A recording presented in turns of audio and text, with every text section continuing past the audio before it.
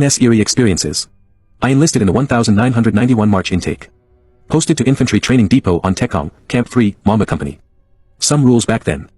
Strictly cannot bring pork into the bunk, although the cookhouse serves pork, a bit contradictory here. No training on Thursday nights, reason is that accidents always happen on Thursdays. Camp 3 is a 6-story building and my bunk is on the 4th story, next to the corner toilet. We slept on double-decker beds with mosquito nets due to the malaria threat. I took the upper deck and my buddy, Poe, took the lower deck. One night, I woke up around 3 a.m. to go to the toilet alone. I did not see anything.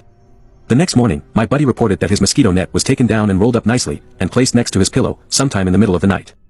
He reported to the sergeant and the whole platoon was immediately called to gather. We were given strict orders to go to the toilet in pairs during the night from now onwards, and he will check what happened to the previous occupant of the bed, did not hear any feedback on what happened. I out of course in the 2ND week and was posted out to School of Naval Training in Semoang Camp as a clerk in the Naval Museum.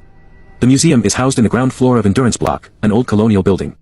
The Navy recruits sleep in the bunks upstairs. I heard stories of beds shaking in the bunks, and mannequins coming to life in the museum, but I did not witness them. One afternoon, I was working alone on the computer in the small air-con office. The glass door of one of the large wooden cupboard was left open. Suddenly I heard a very loud bang behind me, and I realized the door had slammed shut on its own. There was no wind and the air was still in the air-con office. Initially I continued working and then it dawned on me that this does not feel right. I was creeped out and ran out of the office. I thought of reporting to the superior but later felt silly. So I gathered up my courage and went back to the office, shouting at whatever is disturbing me, to get the hell out of my building. I marched into the museum adjoining the office and shouted the same. After this incident, it was peaceful all the way. Now I know why my superior, senior warrant officer last time the most senior NCO in the Navy, dared not sit in the museum air-con office, and instead chose to sit in the main admin building on the hill.